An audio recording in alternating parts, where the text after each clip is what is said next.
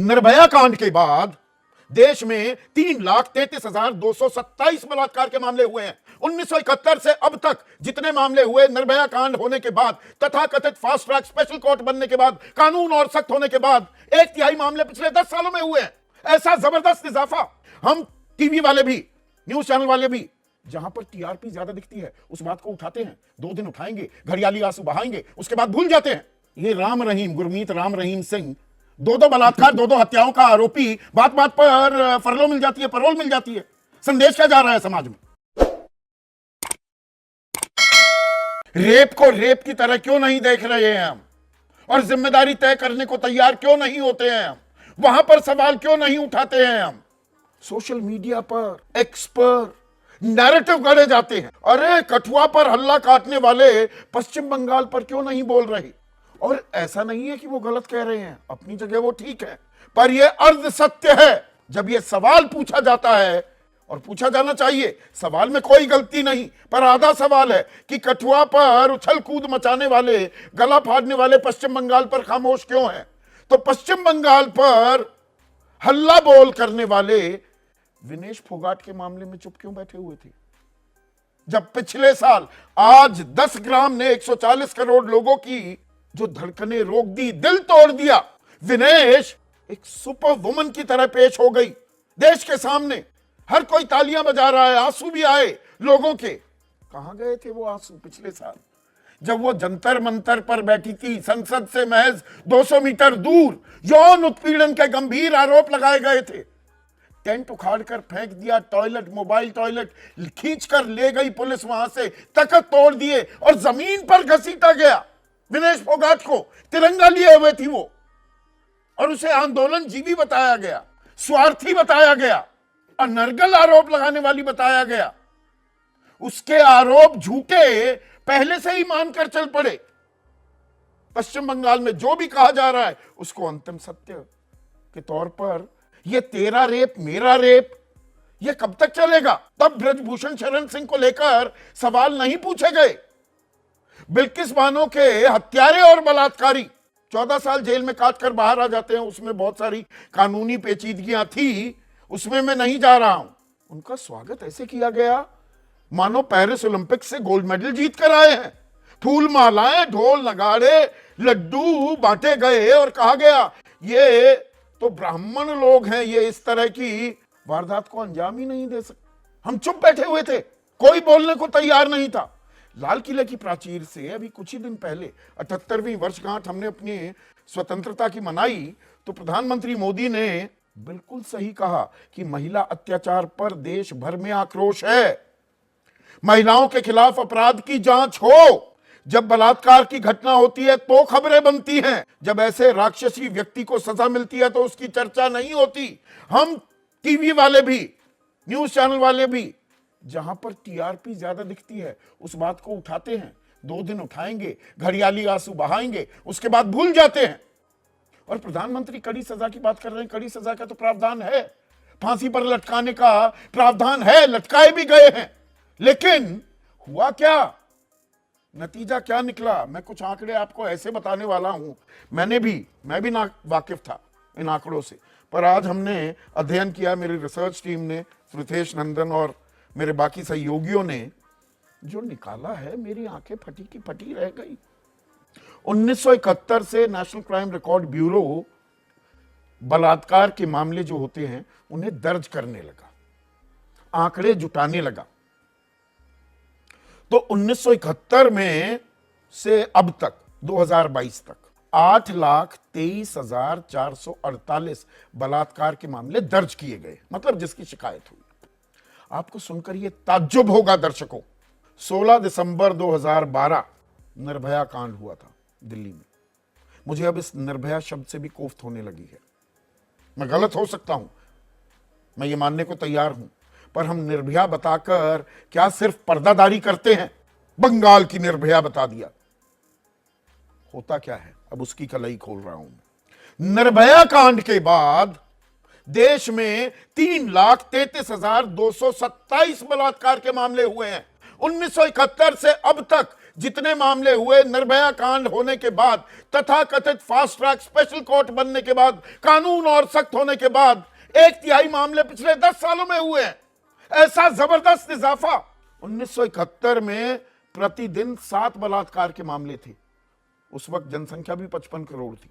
मैं हमेशा पूरे आंकड़े देता हूं, पूरा संदर्भ देता हूं।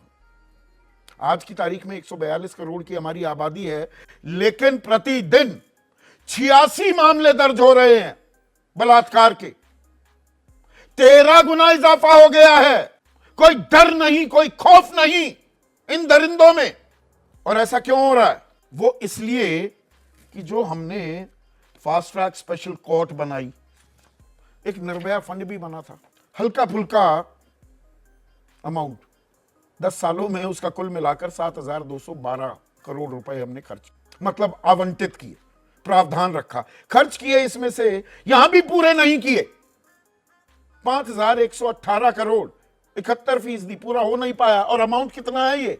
142 करोड़ के देश में हर घंटे 3.5 बलात्कार होते हैं देश में, हर घंटे। दिन का मैंने 86 का आंकड़ा आपको बताया, घंटों का हिसाब भी यहां पर आपको बता रहा हूं। देश में 758 फास्ट ट्रैक स्पेशल कोर्ट बनाई गई, 412 पॉक्सो यानी कि जहां नाबालिग बच्ची, और मैंने आपको पूरी एक लंबी फेहरिस्त यहां पर गिनवाई है। अलग अलग राज्यों में हमारी बच्चियों को, नाबालिग बच्ची, परी समान बच्चियों को अपनी हवस का शिकार बना रहे हैं दरिंदे। और 412 ऐसी कोर्ट हैं इन मामलों का संज्ञान लेने के लिए और इन पर सजा देने के लिए। लेकिन कुल मिलाकर 2,43,000 मामले अभी पड़े हुए हैं और 28 मामले कुल मिलाकर 1 साल में उन पर कार्रवाई हुई है, यानी कि आरोप तय हुए, सजा सुनाई गई। उत्तर प्रदेश में 85,524 मामले लंबित हैं, बिहार में 18,405, उड़ीसा में 10,415, मध्य प्रदेश में 9,681, पश्चिम बंगाल में 3,302। तो हम कर क्या रहे हैं? और ऐसे अपनी बहनों को, अपनी बेटियों को हम सुरक्षा कवच देंगे? क्या राजनेता कसम खाएंगे कि वो बेटी, हमारी बहनें सुरक्षित महफूज रहें? ये कसम खाएंगे? या राजनीति और रेप को राजनीतिक औजार ही बनाएंगे? मैं कड़वी बात पूछ रहा हूं आज। देखिए संदीप, कसम तो को खा लेंगे, पर चीजों को अपने अंजाम तक ले जाएंगे कि नहीं, वो सवाल है। कलकत्ता के जो डॉक्टर का केस है वो अपने अंजाम तक ले जाया जाएगा कि नहीं? ऑपोजिशन साइड है जो ममता बनर्जी को ब्लेम कर रही है, और ममता बनर्जी की टीएमसी है वो दूसरी साइड को ब्लेम कर रही है। नहीं, मैं यही तो ये ब्लेम गेम, असल में इससे हम हल की तरफ, समाधान की तरफ जा रहे हैं क्या? अगर हम कलकत्ता की बात करनी चाहिए, संवेदनशील मामला है, तो फिर देहरादून, मुजफ्फरपुर, जोधपुर, दिल्ली, कलबुर्गी, सिरोही, जमशेदपुर, मुरादाबाद, 9 अगस्त के बाद ये तमाम वाकये वहां पर हुए हैं। बच्चियां और 63 साल की महिला के साथ भी गैंगरेप हुआ है। वहां क्यों हम चुप हो जाते हैं? बिल्कुल, उन रेप्स को आपने सही में कहा, 11-14 नर्सरी की बच्ची के साथ जो आपका चैनल दिखा रहा है, तो उनको भी इस किस्से के साथ जोड़ देना चाहिए। उन सरकारों को भी आड़े हाथ लेना चाहिए। पर ये सिलेक्टिव कार्रवाई हो जाती है ना। अब जो ये सवाल पूछ रहे हैं, और वाजिब सवाल अपने आप में ठीक है, और मुझे कोई दिक्कत नहीं सवाल से, जब ये पूछा जाता है कि अरे भाई कठुआ पर जो हल्ला काट रहे थे वो पश्चिम बंगाल पर चुप क्यों हैं, पर पश्चिम बंगाल पर जो हल्ला काट रहे विनेश फोगाट को लेकर चुप क्यों थे? सवाल तो ये भी पूछा जाएगा ना, तभी मुकम्मल तस्वीर सामने आएगी।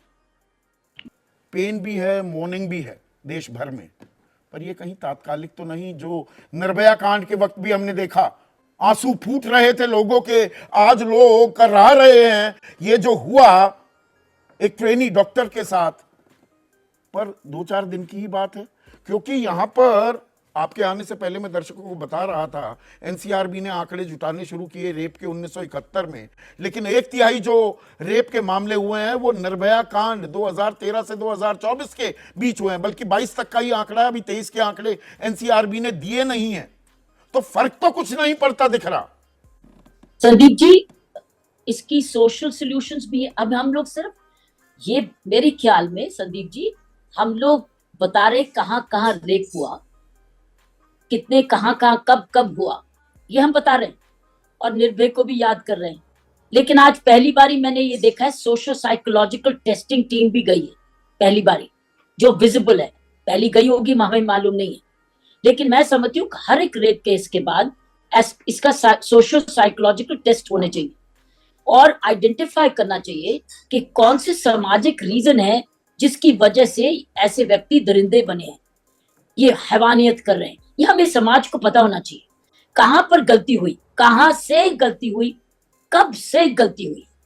मैं ये समझती हूँ ये भी एक एरिया, एक तो है लॉ एंड ऑर्डर का, इन्वेस्टिगेशन का, जुडिशियल एक्सपेडिशस ट्रायल का। ट्रायल तो हमारे यहाँ बहुत डिलेड है, ये इसमें कोई दो राय नहीं है। और लोगों को लगता है कि पता नहीं सजा 3-4 साल मिलेगी, उसके बाद भी माफी मिल जाएगी, पैरोल मिल जाएगी, या हमको लाइफ इम्प्रिजनमेंट नहीं मिलेगी या डेथ पेनल्टी से बच जाएगी। लोग डरते नहीं, अब डरते नहीं। प्रॉब्लम से मैं छोटा सा एक इंटरप्शन कर रहा हूं किरण जी, मतलब ये राम रहीम, गुरमीत राम रहीम सिंह, दो बलात्कार, दो हत्याओं का आरोपी, बात बात पर फरलो मिल जाती है, पैरोल मिल जाती है। संदेश क्या जा रहा है समाज में कि आज इस चीजों का डर नहीं रह रहा जी, हमको डर दोबारा वापस पैदा करना पड़ेगा और उसके लिए सजा हमें सर्टन करनी पड़ी, सर्टनिटी ऑफ पनिशमेंट। लेकिन सर्टनिटी ऑफ पनिशमेंट से पॉजिटिव अप, ये कॉजेस क्या है, कहाँ समाज कहाँ फेल हो रहा है। समाज के फेलियर भी तो बताए ना, समाज भी तो अपनी जिम्मेवारी ले, माँ बाप भी जिम्मेवारी ले, पढ़ाई भी जिम्मेवारी ले, समाज के लोग भी जिम्मेवारी ले, और समाज की वजह से ही तो हो रहा है। ये पैदा कौन कर रहे हैं ऐसे लोग, ये लोग समाज में कौन छोड़ रहे हैं ऐसे दरिंदे। सो मैं समझती हूँ साइकोलॉजिकल टेस्ट की रिपोर्ट भी पब्लिक होनी चाहिए। कैसे एक महिला सशक्त होगी जब एक डॉक्टर का हमारे देश में ये हाल है, और हमारी निर्भया भी फिजियोथेरेपिस्ट, वो भी मेडिकल प्रोफेशन में थी, ना जाने कितनी बच्चियों का यहाँ पर बलात्कार हत्या हो गई जो अलग अलग प्रोफेशन में थी, और आज हर भी मिनट में 3.6 जी बलात्कार। जी, देखिए कितनी बड़ी एक दिन में 86। ये रिपोर्टेड केसेस है संदीप एग्जैक्टली। और हम सोच भी नहीं 71 सकते। से अब तक 1/3 2013 के बाद हुए हैं, और ये 2022 तक के आंकड़े हैं जी। मतलब निर्भया कांड, कानून सख्त होने और तमाम चीजों के दावों के बावजूद कोई खौफ ही नहीं है। बाहर अगर ऐसे तत्व हो ही ना, जैसा कि किरण जी ने बहुत अच्छे से बात रखी कि उसकी साइकोसोशल, उसकी साइकी की स्टडी होनी चाहिए क्रिमिनल की। अगर ऐसे दरिंदे घूमेंगे ही नहीं तो हमें रक्षा की जरूरत ही नहीं है, किसी से ही नहीं है, सरकारों से भी नहीं है। पर हमें नजीर भी तो पेश करनी पड़ेगी ना। कानून ऑलरेडी हैं, सख्त हैं, उनको इम्प्लीमेंट जब तक नहीं करेंगे, लागू नहीं करेंगे, वो डर कैसे पैदा करेंगे। देखिए वही बात है कि एक होने के बाद का एक मामला है, नजीर पेश बहुत जरूरी है। निर्भया में भी वो नजीर पेश हुई, पर अनफॉर्चुनेटली 9 साल लग गए, और वो नजीर उस तरह से भी नहीं जा पाई क्योंकि कोविड की फर्स्ट वेव थी और वो मैसेज नहीं जा पाया। पर नजीर की पेश करना एक तरफ, ऐसी मानसिकता वाले दरिंदे क्यों हैं हमारे समाज में, ये बड़ा सवाल है। और कहां, कौन से घर से आते हैं। से क्राइम के आरोपी सांसद 17वीं लोकसभा में 16 थे, 18वीं लोकसभा में 15 हैं, और बलात्कार के आरोपी सांसद 2019 में चुनाव हुए 3, 2024 में 2। ब्रिजभूषण हमारे सामने है, कुलदीप सिंह सेंगर हमारे सामने, बिल्किस बानो के आरोपियों का क्या जश्न के साथ स्वागत हुआ, ये हमारे सामने, मिठाइयों के साथ प्रज्वल रेवन्ना हमारे सामने है। 2839 वीडियो क्लिप्स। एक लेटेस्ट केस है, मैं आप ही के थ्रू बताना चाहती हूँ, वो भी बिल्कुल डायरेक्टली सत्ता से लिंक है। राजस्थान में अभी 2 महीना पहले मूक बधिर बच्ची का बलात्कार होता है, 9 साल की, तड़प तड़प के अस्पताल में जान दे देती है। आज तक वो दरिंदा गिरफ्तार नहीं हुआ क्योंकि वो पर्टिकुलर पार्टी को बिलोंग करता है जो उसे प्रोटेक्ट कर रही है। और जब हमने प्रोटेस्ट किया जयपुर में, माँ बाप ने, पुलिस ने माँ बाप को ही जेल में डाल दिया क्योंकि वो एक कार्यकर्ता है सत्ता पक्ष का। अब यह देख लीजिए, ये वाला ये सत्ता का चरित्र है जी, और इसमें कोई भी, हमाम में सभी नंगे हैं, सभी। I am sorry to use this phrase. बिल्कुल सही बात है। अभी तो हमें कटुक शब्द बताने पड़ेंगे तो समझ में आएगा कि ये सब एक थाली के चट्टे बट्टे हैं और इन्हें कोई फर्क नहीं पड़ता। ये अगर अपनी पार्टी से ही ऐसे लोगों को निष्कासित कर दें जो बलात्कारी हैं या जिन पे आपने बताया कि आरोप हैं, तो भी बहुत सफाई हो जाएगी, पर वो होता नहीं अनफॉर्चुनेटली। ये प्रोटेक्ट और करते हैं क्रिमिनल्स को। कृष्णा, आपको लगता है कि राजनेता कसम उठाएंगे कि हम बेटियों को बचाएंगे, या अपनी राजनीतिक रोटियां ही सेकते रह जाएंगे? संदीप जी, ये मामला बहुत सेंसिटिव है, और आप निर्भया का भी जिक्र करते हैं। जब पूरा देश उमड़ पड़ा था, लोगों ने भी कस्में खाई थी नेताओं ने भी खाई होंगी, लेकिन बात यह है कि सिर्फ कस्में खाने से ये चीजें दूर नहीं होंगी, चाहे वो राजनेता हो, चाहे सामाजिक स्तर पर जो जुड़ा हुआ हमारा ताना बाना है। आप देखते हैं कि हमने हमारी जो सामाजिक मर्यादाएं थी उसको हमने काफी तोड़ने का काम किया है। और जब हम अपने बच्चों की परवरिश करते हैं ना, माताओं से ही मैं लेना चाहूंगी, महिलाओं से ही मैं लेना चाहूंगी, जब हम अपने बच्चों की परवरिश करते हैं, लड़के और लड़की में भेदभाव करके हम लोग अपने बच्चों की परवरिश करते हैं। और यहाँ से जब तक भेदभाव हम अपने बच्चों में नहीं हटाएंगे और अपने बच्चों को, खास करके लड़कों को, जब तक हम लड़कियों की रिस्पेक्ट करना नहीं सिखाएंगे, तब तक ये होता रहेगा। और दूसरी बात मैं ये कहना चाहूंगी, हमारे समाज में एक सबसे बड़ी बुराई और भी है। जब किसी बच्ची के साथ ये घटना होने से पहले अगर कोई बच्ची आवाज उठाती है, आपने पहलवानों का जिक्र बार बार किया, विनेश ने जो लड़ाई लड़ी, अगर वो बच्ची पहले सवाल उठाती है और उस सिस्टम के खिलाफ जाती है, तो वहां पे उसी लड़की को बुरा बना दिया जाता है, उसे गलत ठहरा दिया जाता है। और जिस दिन उस बच्चे के साथ गलत होगा, उस बच्चे के प्रति हर व्यक्ति अपनी संवेदनाएं व्यक्त करता है। नहीं कृष्णा, पर यहाँ पर राजनीतिक संरक्षण की मैं बात कर रहा था। मैं बिल्कुल, मेरे कार्यक्रम का नाम ही सीधा सवाल है, मैं इधर उधर हिलता नहीं हूं कुछ मामलों में। सीधा सवाल मेरा ये है, ये राजनीतिक संरक्षण खत्म हो जाएगा, आधे मामले तो वहीं खत्म हो जाएंगे। विनेश फोगाट की बात नहीं है, संदीप सिंह पूर्व ओलंपियन है, बेहतरीन हॉकी खिलाड़ी था, पर यौन शोषण के गंभीर आरोप लगाए हैं कोचिज ने। उनके ऊपर लगे थे। क्या हुआ? कोई इस्तीफा लिया गया क्या? वही काम ममता बनर्जी कर रही हैं, अभयदान देती दिख रही हैं, पुलिस कमिश्नर को बचाती घूम रही हैं, प्रिंसिपल को बचाती घूम रही हैं, अपनी खाल बचा रही हैं। ये राजनीतिक संरक्षण कब बंद होगा? असल तो दिक्कत वहां है ना, जब जनता जागेगी। जब तक जनता नहीं जागेगी, तब तक ये संरक्षण ऐसे ही चलता रहेगा, मुझे ऐसा लगता है। चाहे वो किसी भी पार्टी का हो, चाहे कोई भी व्यक्ति हो, चाहे कोई भी इंस्टीट्यूट हो, वो तभी खत्म हो सकता है जब जनता उस चीज को नकारेगी, जब जनता उसको समाज में उसका विरोध करेगी, उस व्यक्ति का जीना हराम करेगी, उस इंस्टीट्यूट को रोकेगी, तब जाकर ये सारी चीजें बंद होंगी। और ये योगिता यहाँ पर ये कह भी रही थी, जनता जागी है। हमने देखा दिल्ली में कैंडल मार्च हुए, कैंडल लाइट प्रोटेस्ट हुए। पर एक छोटा सा कॉमेंट नीरजा चौधरी, जब तक राजनीतिक जमात से क्लियर कट मैसेज नहीं जाएगा और कोई संरक्षण देने की ये जो भद्दी परंपरा है, बलात्कार के आरोपी, यौन शोषण के आरोपी राजनेता बने घूमते रहेंगे, तब तक तो ये मामला खत्म नहीं होगा। छोटा सा कमेंट प्लीज। देखिए, आपने पॉलिटिक्स की बात की कि पॉलिटिक्स नहीं घुसना चाहिए। एक लोकतंत्र में कम्पिटिटिव पॉलिटिक्स एक अच्छी चीज है।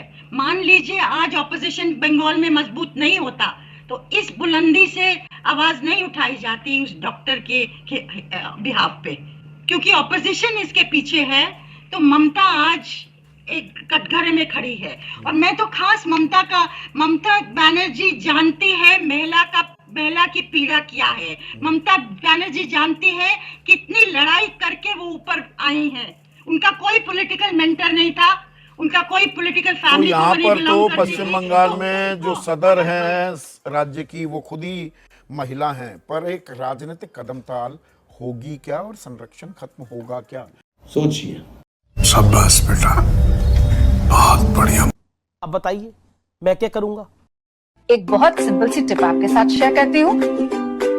अपने हाथ को इस तरीके से रखिए। If you look at this from your side, आपका लेफ्ट हैंड आपको बी के जैसे दिखेगा और राइट हैंड आपको डी के जैसे दिखेगा।